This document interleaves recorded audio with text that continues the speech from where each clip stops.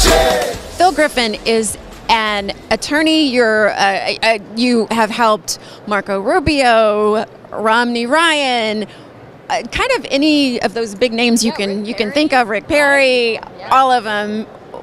What's going on with the GOP? Give me just an overview of what you think of the GOP right now. Sure. I guess I've enjoyed the last couple of years working with everybody from Governor Chris Christie and Bob McDonnell in 2009 to helping somebody like Marco Rubio come out of nowhere to capture a Senate seat in Florida, and then helped run Scott Walker's campaign in Wisconsin.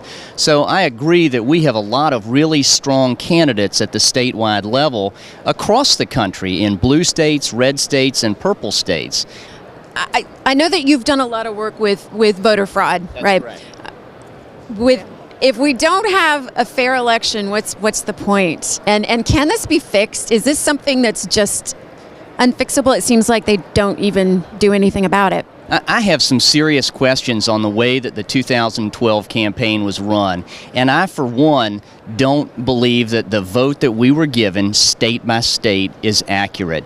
If you consider the fact that one out of every 8 voters that were registered is an invalid registration, and yet they somehow voted on Election Day, tens of thousands of extra votes in Florida and Ohio, votes that weren't monitored in Pennsylvania and Virginia. 140% in some precincts. I mean, come on. It's crazy.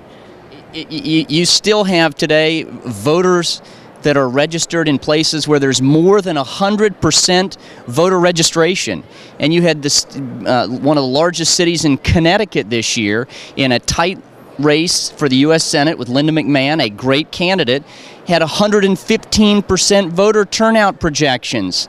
Why isn't he thrown out then right now? Why don't they get rid of them? What is holding it up? We have the fox watching the hen house right now. We have the Obama administration with Eric Holder in charge, and Eric Holder has done nothing but stall, stonewall, and delay, whether it's turning over documents, complying with federal election law, or monitoring states properly clean up their voter registration rolls. Are you working with True the Vote? I would love to work more with True the Vote. I think True the Vote and Judicial Watch are 2 of the best organizations that the conservative movement has at this point in time. We should have every American who is eligible to vote registered.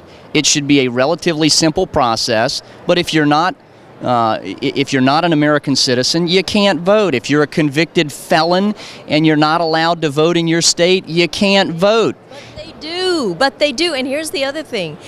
This immigration push that's going on right now, you realize, and I know you realize, that 11 million people that are going to be, if the immigration thing goes through, that's 11 million votes for the Democrats. What do you think, right? I would like to think that whether they're Hispanic or of other nationality, if they're here and not citizens, there ought to be a process to make them citizens, number one, and they're conservative. They should be voting as Republicans. However, that's not going to happen tomorrow, and it is going to take some time. One of the areas that the liberals have taken the lead on this issue is to try to get students registered to vote. They may not be American citizens, but if you get a student ID at the University of Texas or the University of Illinois, that state-issued ID is also your punch card to go and vote, even though you know and we know you're not a citizen and you're not able to vote in U.S. elections. You should be voting in the country where you're registered to vote. That's one of the problems that Republican governors and others have faced across the country, and it's something that they will continue to face in years to come. I think we need to deal with it now, not later. Don't you think, though, it seems like it's like Christmas, when everybody can't wait for Christmas and they get their decorations up the minute Christmas is over. You just want them in the box. You don't want to think about it anymore. It seems like that happens with elections.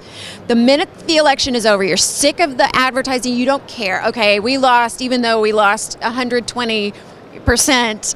It doesn't matter. I just don't want to think about it. Yeah, let's move on. Let's bury our heads back in the sand. Do you think that might have if we all kept at it and in social networking and kept telling them, this is wrong? Would that help? Is it just a matter of out of sight, out of mind? It's an issue that's going to rear its ugly head every election that we have. It will. Shouldn't we take care of it before the next election, before 2014? We should, and that's one of the reasons that I'm on your show, that I'm out here talking at CPAC to various groups. You have great people like John Fund and Hans von Spakowski out there talking about voter fraud issues, and it needs to be something that's on the forefront of our mind, not, oh my gosh, tomorrow's election day, we need a program in place. I will credit the Romney campaign. They at least started looking at this issue in January of 2012. We needed to be looking at this issue in February of 2009. Or December of 2010, because that's when the Obama people were looking at this issue. I'll tell you a quick story. I went up to help run Scott Walker's Milwaukee campaign, both the 72-hour program and the voter fraud on Election Day. And well, guess who was there? This is almost 6 months before his presidential race.